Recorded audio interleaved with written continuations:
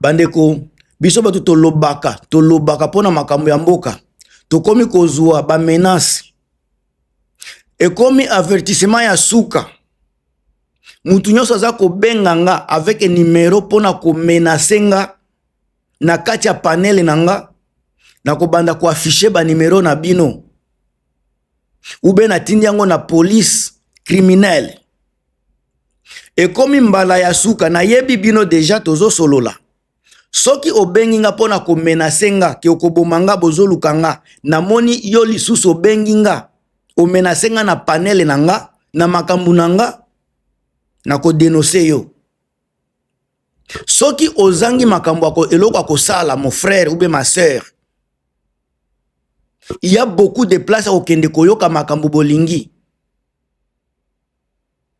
Soki bozangi eloko akosala na vie. Occupez-vous autrement. Ba menace na bino ekosala mutu eloko te. Oza na numéro ya 243 ya Congo. Ozokende ko menacer mutu aza soki na Canada. Oza na loboko ya ndenge nini oko kende kozwanga. Est-ce que oza na makasi? Oza vraiment na makasi. Tangu soki na bandiko to bandiko lukisa yo sika yo mutu oza na numéro ya Congo na bandiko lukisa yo kasi na kozwa yo te. Bo faire attention na makambo za kosala. Nazo lobela insécurité na mboka na biso. Insécurité na niveau ya Lubumbashi ndenge baza ko boma batu. Insécurité na niveau ya place nyonso na Congo esika Tshisekedi aza ko kamba. Il y a de l'insécurité, ezala insécurité publique, ezala sécurité économique, sécurité sokini surtout les places sécuritaires ya Congo ezana se. Batu bazoli ate, batu bazola lanzala, batu bazana sécurité te population donc baza na situation moko critique et peu dramatique. Bota la vidéo oyo ndenge bazuti ko boma mutu kaka boye abale. Et puis bino bo banda ko benga tango toza ko dénoncer biloko zo tambola na Congo te bino bozo benga ko intimida ka batu. Bota la likambo elema ya liboso oyo et puis botia ba commentaire na bino tozo continuer kaka na ko dénoncer nyoso lelo. Des pleurs et des chagrins dominent dans cette maison. Un cambriolage sanglant a viré au meurtre de Jacques Kabamba Kabalé dans la nuit du mardi 2 au mercredi 3 septembre. Cet assassinat a été d'une extrême violence. La victime a été lâchement abattue par balle par des hommes armés cagoulés qui ont pris d'assaut son domicile sur l'avenue de la Maternité au quartier Gambela 2 après avoir vandalisé la porte de la parcelle et cassé des vitres. Adolphine Bayo, sa sœur biologique, explique les faits. Qui n'avait pas de problème avec des gens. C'était le matin de ce mercredi. On avait cassé la barrière, se sont introduits. Il y avait un policier qui gardait la maison ici. Les policiers étaient blessés à la main. Ils se sont introduits, ils ont tiré sur mon frère 4 balles réelles. Et mon frère, après, c'était à 3 h du matin. Mon frère avait succombé à 4 h du matin. Ce cambriolage est le deuxième en ces lieux. La victime a été prise pour cible quelques mois avant, où elle avait été grièvement blessée. Ce que je peux vous dire, c'est depuis, il y avait un temps, il y a 8 mois passés, ces mêmes personnes étaient venues, ils sont entrés, ils avaient blessé notre frère Jacques Kabalé Kabamba à la tête. Après, on l'avait récupéré, Dieu avait fait grâce. Aujourd'hui, ces mêmes personnes, ils sont revenus pour maintenant finir leur mission. Jacques Kabamba, âgé de 51 ans, s'en va et laisse derrière lui une femme et une famille qui avaient encore besoin de lui. Son corps est actuellement gardé à la morgue de la polyclinique à Afia Don Bosco. Élément ya mibale. Wazalendo akomi na pouvoir na Congo, akomi na autorité akosala eloko alingi.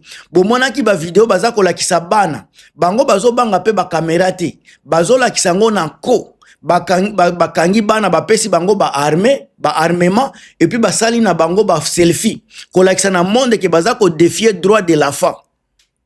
Ba maman deng boza komona na sina lakisi bino 2 vidéos différentes ndenge baza ko maltraiter ba femme. Wazalendo mutu aza ko sala yango avec ba FARDC bango nyonso baza place moko baza ko maltraiter ba maman na biso, ba femme na biso na Congo. Bota la vidéo moko yango ya wape. Et puis boya ko pesa point de vie na bino. Sasa singa sasa mzuri kwa mimi unaona nifanyia nini wewe? Mama yangu muomba baba yangu. Kyoto. Baba yangu. Kamata hii. Baba yangu. Matisa volume. Matisa volume. Baba yangu. Hata kulea pombe. Matisa volume. Kila ndugu rafiki huyu wake hivi siku utaingia tu Matisa volume ya mwasi wana Matisa volume ya masomo mzee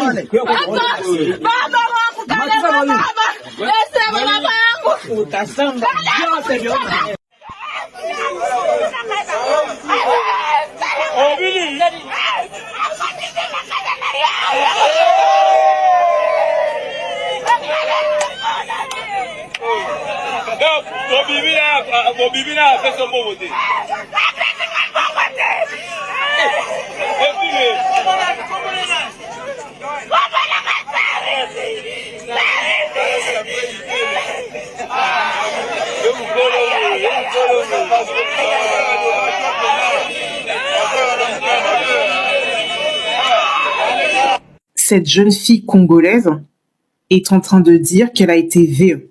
Comment je sais ça? J'ai lu la section commentaire de cette vidéo et il y a une personne qui a traduit ses propos. Et il y a quelque chose que je ne comprends pas, c'est la réaction des passants. Il y a une jeune fille qui dit qu'elle a été VE et les passants ne la prennent pas au sérieux. Je suis sidérée par leur réaction. J'ai regardé un petit peu la section de commentaires.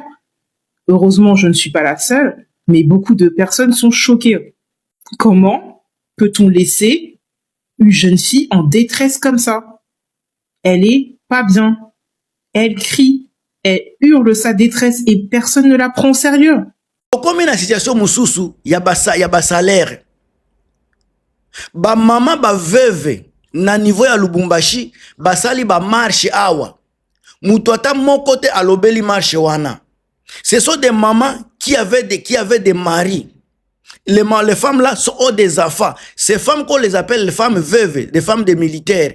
Cela veut dire que les militaires on a bakoufi déjà. Ce sont les mamans qui sont restées seules avec les enfants des militaires. Ceux qui ba maman on a bakomi koleka kolela, ko marcher pour na ba droit na bango, baza ko pesa yango te. Soki to bandi kolobela yango toza batu mabe boza ko attaquer biso. Boyoka ba mama o ndenge baza kolela. Baza kolela ba décompte final etikala ko salema ko pesa mate, ba mbongo ya ba militaire baza na fro ezate, bana baza suivi na bango scolaire ezate. Donc soki oza ko kende na fro attaquer militaire, c'est comme si oza ko sacrifier famille na yo sima. Boyoka ba video et puis to continuer. baba yetu atusaidie, tusikie huruma, atufikishe makuta shida zetu. Tokolianda ina bana tokoiba wapi? Salisa bisombango na bisoto la moto tonyo kwa mi papa to sokwe. Nasema wande sasa kwa kiti ndio kule mtachunga madekonti finali yenu. Bana bavuze ba Lubumbashi. Na kesho sana. Sisi mwa hakuna kutulipa, hakuna kutuekipe, wenzetu wote wanapata.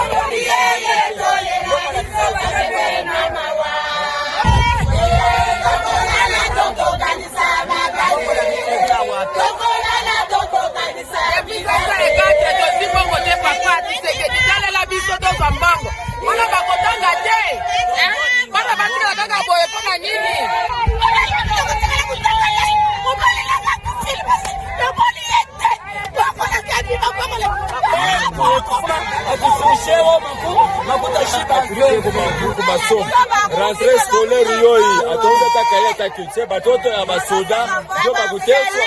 Baba yetu wanakufia ni Kongo, wanakufia ni nchi. Wazida tukumbuke wana na kuboko na bango bakoko na kuboko na bango na nini?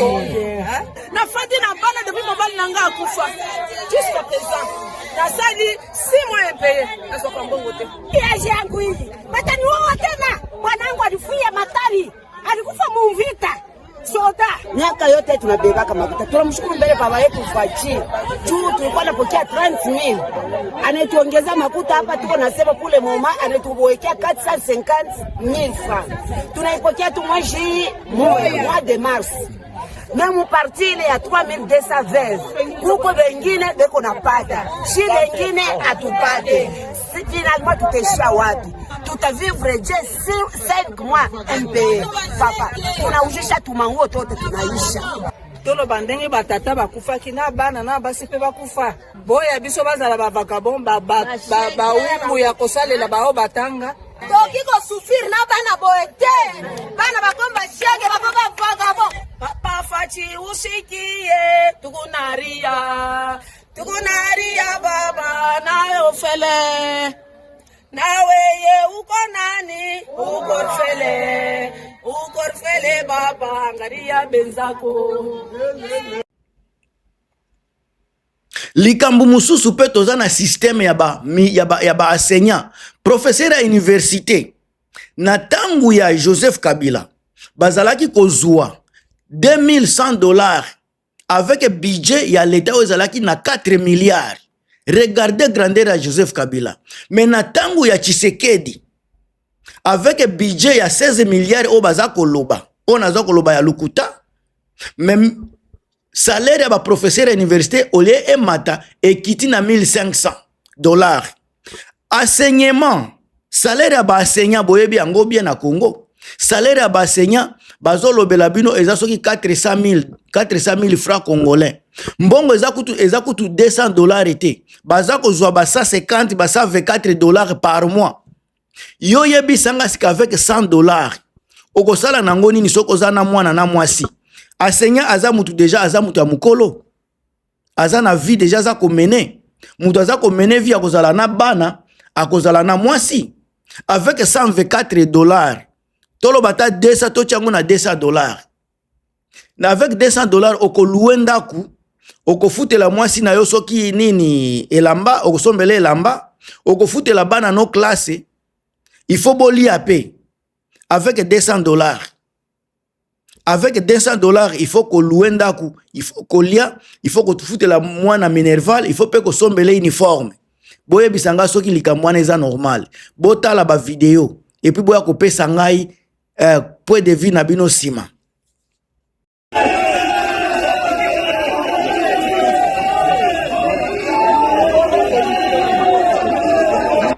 Mais une université, un établissement peut vous donner un diplôme, non, jusqu'à où ça? Ça n'a rien, s'il vous plaît, ça n'a rien à voir avec les études classiques. Mais ici, là, s'il vous plaît, ici, nous ne demandons même pas, nous n'avons jamais demandé, que Dieu me pardonne, au régime actuel, une augmentation. Parce qu'ils sont de mauvaise foi. On leur dit, amenez-nous là où nous étions avant votre arrivée. Dans la même salle, nous avons acheté la sardine avec le pain, on a mangé. Même revendication. Mais c'est étonnant quand même que les gens en parlent aujourd'hui pour montrer que c'est que... Donc, les Congolais n'ont pas la culture d'archives. C'est que quand l'État congolais avait le budget de 4 milliards, les professeurs associés touchaient $2,100. $2,100. Oui. Avec le budget de 4 milliards. milliards. Maintenant, on a un budget soi-disant, je dis bien soi-disant parce que c'est du mensonge. Si c'était un budget de 16 milliards, 16 milliards, je pense que la moindre des choses c'était de quadrupler. Chaque année, il y a le budget de l'enseignement supérieur universitaire. Comme 2025 ici, on l'a appliqué à 0%. Et ça, c'est quand même se moquer des gens. Donc, 0%. 0%. Aucune augmentation depuis la signature. Depuis 2016. Qu'est-ce que vous voulez qu'on dise? Les dernières augmentations, c'est Tchibala. Je suis ici. Il y a un qui vient de nous quitter. À peine 3 mois après sa défense. Il meurt sans toucher son salaire comme professeur. Donc, nous sommes en 2021 lorsqu'on a décidé aux États généraux que les professeurs devraient avoir les mêmes traitements que les ministres. C'est pas nous. C'est cette résolution 45. La résolution. Oui, la résolution demande à ce que les professeurs soient payés comme le ministre. Comme les ministres. Et nous avons cette résolution. Et le gouvernement avait signé ce document. Oui.